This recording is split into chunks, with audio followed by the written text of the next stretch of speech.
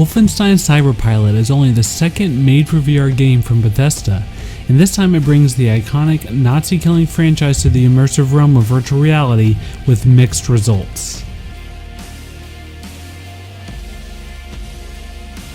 I've killed a lot of virtual Nazis over the years.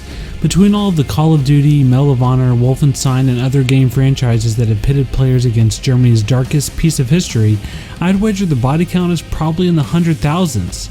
And while Wolfenstein Cyberpilot certainly does provide brand new ways to murder Nazis, it's such a shame that those ways were mostly underwhelming.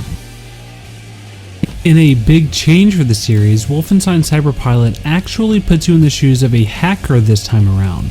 The game takes place in Paris in 1980 as you aid the French resistance against the Nazi regime. Your mission is to take control of Nazi war machines and unleash them on unsuspecting forces to wreak havoc and try to disrupt their conquest. On paper, it's like an excellent concept for a game. The Wolfenstein franchise is respected and has received a modern revival, with the latest series of games putting it back on the map. Killing Nazis has never been as visceral and satisfying as in the most recent Wolfenstein games. But every other Wolfenstein game has you always put your boots on the ground and hands you a rifle to get your hands dirty the old-fashioned way. In Wolfenstein Cyberpilot, you don't even actually fight Nazis directly, you just hack into robots that do the killing for you. It's like being a remote drone pilot of a hulking metallic beast, but you don't actually get to fight them yourself. Instead, a modern interpretation of the original Wolfenstein concept would be a lot more powerful and intense, but what we've got instead feels mostly safe and just lacking teeth. Most enemies will just catch fire before falling to the ground, and there just aren't a whole lot of gory details. You can call me a sadist, but in Wolfenstein games, I want some close-up carnage and blood. If Bethesda will publish Doom VFR, which has a lot of that, why not put it in Cyberpilot too? It's only about 3 hours long, give or take, and a good chunk of that occurs outside of the virtual cockpit itself, all the way back at a research facility. You're bound to a chair and all you can do is pull a lever to raise or lower an elevator to different floors. The developers broke up the action pretty well with some light puzzle solving and a bit of exposition, so it's not pure action all the time, and I did find myself enjoying the story more than expected, but I wanted some classic Wolfenstein action and gore and I did not get it. There's a good selection of comfort options here. You can customize turning speed as well as whether or not it's smooth or snap based. Forward movement is always smooth, but there is an FOV dimmer.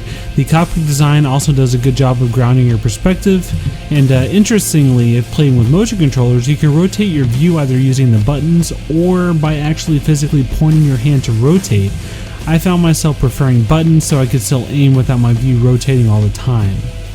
It really is a shame that the action-packed levels that do exist are basically just linear corridor shooters that don't pose very much of a threat, and the moments of action that are there feel kind of artificial in a way that's hard to describe. The best way to put it is that you never shake the feeling that you're not actually in the mech cockpit itself and instead are just hacking it. Perhaps that's a testament to the game's immersion, but it ends up harming the fun factor.